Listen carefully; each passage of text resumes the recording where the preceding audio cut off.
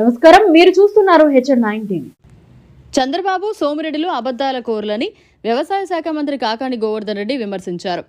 బుధవారం మనుబోలు మండలం వెంకన్నపాలెం గ్రామంలో ఆయన ఎన్నికల ప్రచారం నిర్వహించారు. గ్రామ వైఎస్ఆర్సీపీ యువనేత వల్లూరు హర్షవర్ధన్ రెడ్డి ఆధ్వర్యంలో బాణాసంచా, మేళతాళాలు, పూలమాలు, శాల్వాతో సత్కరించి కాకానికి ఘన స్వాగతం పలికారు. ఈ సందర్భంగా ఆయన మాట్లాడుతూ మండల 2014లో టీడీపీ, జనసేన, బీజేపీ కలిసి పోటీ చేసి అధికారంలోకి వచ్చి 600 హామీలు ఇచ్చి 6 హామీలు కూడా నెరవేర్చలేదని విమర్శించారు. చంద్రబాబు మాయా మోసపు మాటలు ప్రజలు నమ్మవద్దన్నారు. జగన్మోహన్ రెడ్డి ఇచ్చిన హామీలు నెరవేర్చాలని తెలిపారు. కరోనా కష్టకాలంలో తాను రైతన్న కానుక అందిస్తే సోమిరెడ్డి హైదరాబాద్, బెంగళూరులో దాక్కున్నారని విమర్శించారు. అభివృద్ధి, సంక్షేమం అందించిన జగన్మోహన్ రెడ్డికి పట్టం కట్టాలని కోరారు. చంద్రబాబు, సోమిరెడ్డి మోసపూరిత మాటలను నమ్మవద్దన్నారు. వెంకన్నపాలెంలో కోట్ల రూపాయల అభివృద్ధి చేశామని గుర్తు చేశారు. ఫ్యాన్ గుర్తుకు ఓట్లు వేసి గెలిపించాలని కోరారు. కన్వీనర్ హరిగోపాల్ రెడ్డి, ఉప సర్పంచ్ కడివేటి చంద్రశేఖర్ రెడ్డి, మనోహర్ రెడ్డి, నరేందర్ రెడ్డి, శేఖర్ రెడ్డి, ఏడెం మల్లికార్జున్ రెడ్డి, ఉన్నం లక్ష్మీనారాయణ రెడ్డి, వైఎస్ఆర్ జిల్లా సేవాదళ్ సెక్రటరీ గుంజి రమేష్, తులసిరామ్ యాదవ్, ఆదినారాయణ, శశిరెడ్డి, మస్తానయ్య, వెంకటేష్, బద్వేల్ కిష్టయ్య తదితరులు పాల్గొన్నారు. రెడ్డి వ్యవసాయ శాఖ మంత్రిగా ఉండేటప్పుడు ధాన్యం మద్దతు ధర ప్రభుత్వం ప్రకటించినటువంటి ధర 18,300 రూపాయలు. పాపం రైతులు ధాన్యం కొనుగోలు చేయకుండా ఇతర జిల్లాల నుంచి, ఇతర రాష్ట్రాల నుంచి మిల్లర్లను మన జిల్లాకు రానివ్వకుండా దాదాపుగా వాళ్ళందరినీ నిర్బంధించి మన మిల్లర్లను మీ ఇష్టప్రకారం దోచుకోండి అని చెప్పి నెల్లూరులో ఉండేటువంటి ధాన్యం దళారులని, వ్యాపారులను పురమాయించి రైతుల దగ్గర 12,000 నుంచి 13,000 రూపాయలకి పాపం ధాన్యం కొనుగోలు చేశారు. అదే నేను ఈరోజు వ్యవసాయ శాఖ మంత్రిగా ఉంటే అధికారులకు ఎన్నికల కోడ్ వస్తుందని ముందే పిలిచి చెప్పాను. ఎక్కడన్నా ఒక్క రైస్ మిల్లర్ ₹1 మద్దతు ధర కన్నా తగ్గించి రైతు దగ్గర కొంటే ఆ రైస్ మిల్లులు సీజ్ చేయమన్నా, రైస్ మిల్లులు ఎప్పుడైతే సీజ్ చేస్తామనేటువంటి హెచ్చరిక వెళ్ళిపోయిందో వెంటనే ఈరోజు పోటీపడి 18,800 రూపాయల మద్దతు ధర ఉంటే 30% అదనంగా 23,000 నుంచి 24,000 రూపాయలు బస్తా మీద డబ్బు పెట్టి ఈరోజు కొనుక్కుని వెళ్ళేటువంటి పరిస్థితి. గతంలో మాదిరిగా అప్పులో లేకపోతే తీసుకెళ్లి ఎగ్గొట్టినటువంటి నేపథ్యం లేదు. కాబట్టి ఆ రోజు ఉన్నటువంటి పరిస్థితికి ఈ రోజు ఉన్నటువంటి పరిస్థితికి మీరు గమనించండి. 50 కోట్ల రూపాయలు ధాన్యం వ్యాపారాల దగ్గర సోమిరెడ్డి తీసుకుని ఈరోజు వాటికి సంబంధించినటువంటి దానిలో మీ ఇష్ట ప్రకారంగా రైతును దోచుకున్నటువంటి వ్యక్తి. దళారులను దరి చేరనివ్వలేదు కాబట్టి, రైస్ మిల్లర్లను దరి చేరనివ్వలేదు కాబట్టి, వ్యాపారస్తులను దరి చేరనివ్వలేదు కాబట్టి ఈరోజు మనం దాదాపుగా గిట్టుబాటు ధర కన్నా 30% అదనంగా అమ్ముకునేటువంటి పరిస్థితి ఏర్పడింది. మొన్న సౌత్ ఆములూరు గ్రామానికి వెళ్ళాము. మాకు ఒక సిమెంట్ రోడ్డు ఇవ్వండి అని అడిగితే సరేనని చెప్పిపోయి 5 లక్షల రూపాయలు ఇచ్చాడు. 5 లక్షల రూపాయలు ఇస్తే వాళ్ళు మళ్ళా ఏ ఈదికి వేయాలా అని చెప్పని మా ఈదికి ఏమని ఒకరు, మా వీధికి ఏమని ఒకరు, మా వీధికి ఏమని కొట్లాడితే మళ్ళీ అందరు కలిసి అక్కడికి పోయారు ఆయన దగ్గరికి. అయ్యా ఇట్లా నువ్వు 5 లక్షలు ఇచ్చావు, అది ఒక్క వీధి వేయమన్నాము, ఆ వీధి వేయమంటే ఆ వీధి వేయడానికి ఏ వీధి వేయాలనేటువంటిది మా వాళ్ళు కొట్టుకుంటున్నారు. కాబట్టి ఇంకొంచెం నిధులు ఎక్కువగా ఇస్తే అందరం వేసుకుంటామంటే ఇంక నిధులు ఎక్కువగా ఇవ్వలేను, ఓ పని చేయండి మీరందరూ కలిసి, మీరందరూ కూర్చోండి, లాటరీ చీటీలు వేసుకోండి, 1వ వీధి, 2వ వీధి, 3వ వీధి, 4వ వీధి అని. ఏ వీధి లాటరీలో వస్తే ఆ లాటరీ వచ్చినటువంటి వీధికి వేసుకోండి అని చెప్పుకున్నారు. మళ్ళా కొద్ది రోజులు దాని తర్వాత ఈయన ఊరిలోకి పోయాడు. వాళ్ళందరూ మళ్ళీ వచ్చారు. అయ్యా ఆ వీధి నువ్వు చెప్పావు, ఇక్కడ చిన్న సమస్య వచ్చింది, ఆ వీధికి ఆ అమౌంట్ చాలటం లేదు, కొంతమంది ఈ పక్క నుంచి చేయమంటున్నారు, కొంతమంది ఆ పక్క నుంచి చేయమంటున్నారు, అదొక సమస్యగా మారింది ఇప్పుడు అని అన్నాడు. జమా దాని కూడా పెద్ద పని, దానికి మళ్ళీ ఒక లాటరీ వేసుకోపండి, ఈ పక్క నుంచి చేయాలని, ఆ పక్క నుంచి చేయాలని, దానికి కూడా ఒక లాటరీ వేసేయమని చెప్పారు. కాబట్టి రోడ్డు ఎక్కడ వేయాలో లాటరీ, ఎవరింటి దగ్గర వేయాలంటే చికాకా. ఈరోజు ఒక మాట చెప్తాడు, పూటకు ఒక మాట మాట్లాడడం చంద్రబాబు నాయుడుకి ఆనవాయితీ. కాబట్టి చంద్రబాబు నాయుడు ఎన్నికలకు ముందు ఏం మాట్లాడతాడు, చంద్రబాబు నాయుడు ఎన్నికలైన తర్వాత ఏం మాట్లాడతాడు అనేటువంటిది ప్రత్యేకంగా మీ అందరికీ పాపం కొంతమందికి తెలిసి ఉంటుంది. కానీ పాపం చాలా రోజులు అయిపోయింది కదా, మర్చిపోయి ఉంటారు చంద్రబాబు నాయుడు మాట్లాడినటువంటి మాటలు ఇవన్నీ కూడా. కాబట్టి ఒక్కసారి చంద్రబాబు నాయుడు 2014 ఎన్నికలకు ముందు ఏం చెప్పాడు, గెలిచిన తర్వాత ఏమి చెప్పాడు రైతుల గురించి అనేటువంటిది ఒక్క నిమిషం లోపల మీకు వినిపిస్తాను.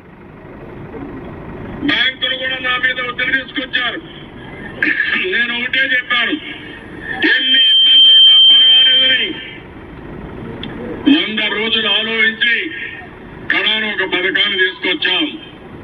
దాని ప్రకారం ఏ రైతు కూడా ఒక్క పైసా మీరు రుణాలు కట్టకుండా పూర్తిగా రుణాలు చెల్లించే బాధ్యత నేను తీసుకుంటున్నాను. మీరు భయపడవలసిన అవసరం లేదు.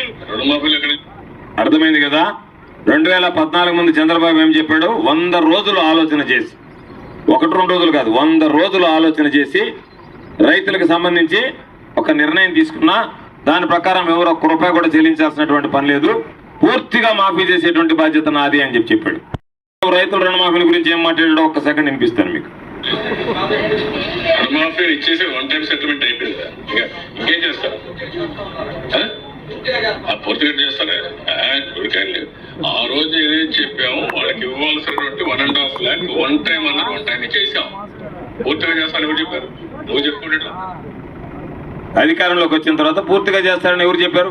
మీరు అనుకుంటే ఎట్లా అని చెప్పానంటే, ముందు ఏం మాట్లాడాడు, తర్వాత ఏం మాట్లాడతాడు అనేటువంటి దానికి ఇది ఒక ఉదాహరణ. తర్వాత మహిళలకు సంబంధించినటువంటి రుణమాఫీ విషయంలో కూడా చంద్రబాబు నాయుడు మాట్లాడాడు. రుణమాఫీ నేనే చేస్తానన్నాడు. ఆ తర్వాత రుణమాఫీ ఏం చెప్పాడో, మహిళలకు సంబంధించి ఏం జరిగిందో అది ఒక్క నిమిషం వినిపిస్తాను మీకు. పాత అయిపోయింది కదా, మర్చిపోయి ఉంటారు, ఒకసారి గుర్తు చేద్దాం. వాళ్ళు తీసుకున్న రుణాన్ని పూర్తిగా మాఫీ చేసే బాధ్యత తెలుగుదేశం పార్టీ తీసుకుంటాం. డాక్రా సంఘాలు ఆదుకుంటాం. వాళ్ళు తీసుకున్న రుణాన్ని పూర్తిగా మాఫీ చేసే బాధ్యత తెలుగుదేశం పార్టీ తీసుకుంటాం. ఇది చంద్రబాబు చెప్పినటువంటి మాట. డ్వాక్రా సంఘాలను ఆదుకుంటాం, వాళ్ళు తీసుకున్నటువంటి రుణాలని పూర్తిగా మాఫీ చేస్తామని. ఆ తర్వాత పట్టించుకోలేదు. అసెంబ్లీలో ఆ రోజు మేము ఒక ప్రశ్న వేశాం, డ్వాక్రా సంఘాలకు సంబంధించి మీరు రుణాలు మాఫీ చేస్తున్నారా, ఎంత రుణాలు ఉన్నాయి, ఎప్పటి లోపల మీరు మాఫీ చేస్తారని అడిగితే, ఆ రోజు అసెంబ్లీ సాక్షిగా శ్రీ శిశు సంక్షేమ శాఖ మంత్రిగా ఉన్నటువంటి పరిటాల సునీత గారు సమాధానం చెప్పాడు. ఆమె ఏం చెప్పిందో మీరు ఒక్కసారి వినండి. 2014 నుండి 2018 మధ్య ఆర్థిక సంవత్సరంలో రాష్ట్ర ప్రభుత్వం ఎటువంటి డ్వాక్రా రుణాలను మాఫీ చేయలేదు అధ్యక్ష. ఈ ప్రశ్నకు సమాధానం రుణమాఫీ చేసేటువంటి ప్రతిపాదన ఏది కూడా ప్రభుత్వం దగ్గర లేదు. అందుకని చంద్రబాబు నాయుడు ఎన్నికలకు ముందు ఏమి చెప్పాడు, ఎన్నికల తర్వాత ఏం చెప్తాడు అనేటువంటిది ఒకసారి ఆలోచన చేసి చెప్పి ఎగ్గొట్టేటువంటి చంద్రబాబు కావాలన్నా, చెప్పినట్టుగా ఇంటికి చేర్చేటువంటి జగన్మోహన్ రెడ్డి గారు కావాలన్నా అనేటువంటిది నిర్ణయం తీసుకోవాల్సినటువంటి సమయం అని చెప్పి మీ అందరికీ సందర్భంగా తెలియజేస్తున్నాను. కాబట్టి ఇటువంటి పరిస్థితుల్లో ఈరోజు ఈ గ్రామాలకి సమృద్ధిగా సాగునీరు అందించాం. సాగునీరుకి సంబంధించి ఇబ్బంది లేకుండా చేశాం. గతంలో ఏదన్నా సాగునీరు కావాలంటే రైతులు నాయకులు ఇళ్ల చుట్టూ తిరగాల్సినటువంటి అవసరం ఉండేది. ఈరోజు అటువంటి పరిస్థితి తలెత్తకుండా, ఎక్కడ ఎటువంటి ఇబ్బంది లేకుండా అన్ని వర్గాలకు సంబంధించినటువంటి రైతులను ఆదుకునేటువంటి విధంగా ఆయన కనుక రాజ్యాంగం రాయకుండా కానీ ఉండుంటే ఇన్ని ఎకరాలకి ఇన్ని ఓట్లనో, లేదా ఎకరాలు లేనటువంటి వాడికి ఓటు లేదనో ఏదో ఒకటి వచ్చి ఉండేదేమో. ఎందుకంటే బాగా అభివృద్ధి చెందినటువంటి దేశాల్లో, ఈరోజు అమెరికా లాంటి దేశాల్లో ఓటు విలువ వేరు. ఒక రాష్ట్రంలో ఒక ఓటు వేస్తే దానికి ఇంత విలువ కడతారు. కానీ మన దేశంలోనే అంబేద్కర్ గారు ధనవంతుడు కానీ పేదవాడు కానీ ఓటుకి ఒకటే విలువనిచ్చి ఆ ఓటు ద్వారా ఈరోజు ఎన్నుకునేటువంటి అవకాశం కల్పించినటువంటి వ్యక్తి అని చెప్పి అందరికీ తెలియజేస్తున్నారు. అటువంటిది ఆయన విగ్రహానికి సంబంధించి ఎక్కడ స్థలం కూడా ఇవ్వలేదు. జగన్మోహన్ రెడ్డి గారు ముఖ్యమంత్రి అయిన తర్వాత దళిత సోదరులుగా ఉన్నటువంటి ఎమ్మెల్యేలతో కలిసి మేమందరం ఒకసారి వెళితే పాపం వాళ్ళు అడిగారు, సార్ చంద్రబాబు నాయుడు చెప్పాడు అంబేద్కర్ గారి విగ్రహాన్ని ప్రతిష్ఠించలేకపోయాడు, మీరైనా అంబేద్కర్ గారి విగ్రహాన్ని ప్రతిష్ఠించండి, మేము ఏదో ఒక 4 స్థలాలు ఎంపిక చేసుకొచ్చామని ఎక్కడో దూరంగా ఉన్నటువంటి స్థలాలు, మంచి స్థలాలే, దూరంగా ఉన్నటువంటి స్థలాలు చెప్పారు ఆయనకి. అక్కడ ఒక స్థలం ఉంది, తాడేపల్లి దగ్గర ఒక స్థలం ఉంది, తర్వాత మన సెక్రటేరియట్ దగ్గర ఒక స్థలం ఉంది అని ఒక 4 స్థలాలు చెప్పాడు. ఆయన నవ్వి అంబేద్కర్ గారి విగ్రహాన్ని ఎక్కడో మూల పెట్టడం కాదు, విజయవాడ నడిబొడ్డున స్వరాజ్ మైదాన్లో 1000 కోట్ల రూపాయలు విలువ చేసేటువంటి స్థలంలో ఆయన విగ్రహాన్ని ఏర్పాటు చేయండి అని చెప్పి ఈరోజు విజయవాడ నడిబొడ్డున 1000 కోట్ల రూపాయలు విలువ చేసేటువంటి అత్యంత ఖరీదైనటువంటి ప్రాంతంలో 404 కోట్ల రూపాయలతో 125 అడుగుల అంబేద్కర్ విగ్రహాన్ని ఏర్పాటు చేసి ఈరోజు దాని పర్యాటక కేంద్రంగా తీర్చిదిద్ది దళిత మనోభావాన్ని గౌరవించినటువంటి వ్యక్తి ఆంధ్ర రాష్ట్ర చరిత్రలో జగన్మోహన్ రెడ్డి గారు ఒక్కడేననేటువంటి విషయాన్ని మీ అందరికీ సందర్భంగా మనం చేస్తున్నాం. కాబట్టి అన్ని వర్గాలకు అండగా నిలిచాడు, అన్ని వర్గాల ప్రజల సంక్షేమాన్ని గురించి ఆలోచన చేశాడు. అందుకే ఈరోజు మహనీయుడిగా ఈరోజు రాష్ట్ర పరిస్థితికి ఏర్పడ్డాయి. అందుకే జగన్మోహన్ రెడ్డి గారు ధైర్యంగా చెప్పగలుగుతున్నాడు, నా హయాంలో మీ కుటుంబాలకి వాడిని, మీకు అండగా నిలిచేటువంటి వాడిని అని చెప్పి ఈ సందర్భంగా మీ అందరికీ మనం చేస్తున్నాను. అందుకే అనేక సందర్భాల్లో మీ అందరికీ చెప్పాను, చంద్రబాబు నాయుడికి దళితులంటే అయిష్టం. అందుకే చంద్రబాబు నాయుడు ఎప్పుడు చెప్తాడు, దళితులుగా పుట్టాలని ఎవరు కోరుకుంటారో అని మాట్లాడతాడు చంద్రబాబు. ఒకసారి మీరు ఆలోచన చేస్తే, నేను ప్రతిపక్షంలో శాసనసభ్యుడిగా ఉన్నప్పుడు బిఆర్ అంబేద్కర్ గారు 125 సంవత్సరాల జయంతి జరుపుకున్నప్పుడు 125 అడుగుల విగ్రహాన్ని ఏర్పాటు చేస్తామని అసెంబ్లీలో చెప్పాడు. మేమందరం సంతోషించాం. ఆ తర్వాత చంద్రబాబు నాయుడు 5 సంవత్సరాల కాలం ఉంటే 5 సంవత్సరాల కాలంలో అంబేద్కర్ గారి విగ్రహం ప్రతిష్ఠ దేవుడురుగు అంబేద్కర్ గారి విగ్రహానికి స్థలాన్ని కేటాయించడానికి కూడా ఆయనకి మనసు రాలేదు. ఎందుకు మనం అంబేద్కర్ గారి గురించి మాట్లాడతాం?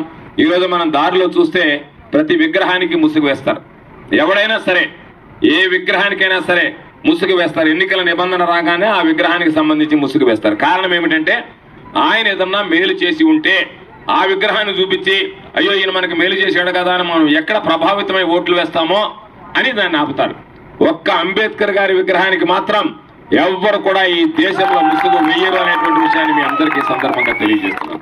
ప్రతి వ్యక్తి ఈరోజు సమాజంలో మనం నిలబడడానికి నిలదొక్కుకోవడానికి ఈ ఎన్నికల ప్రక్రియ జరగడానికి అంబేద్కర్ లాంటి మహనీయుడు ఈరోజు మనందరికి ఆదర్శం. మరిన్ని అప్డేట్స్ కోసం మన HN9 టీవీ ఛానల్ ని సబ్స్క్రైబ్ చేసుకోండి.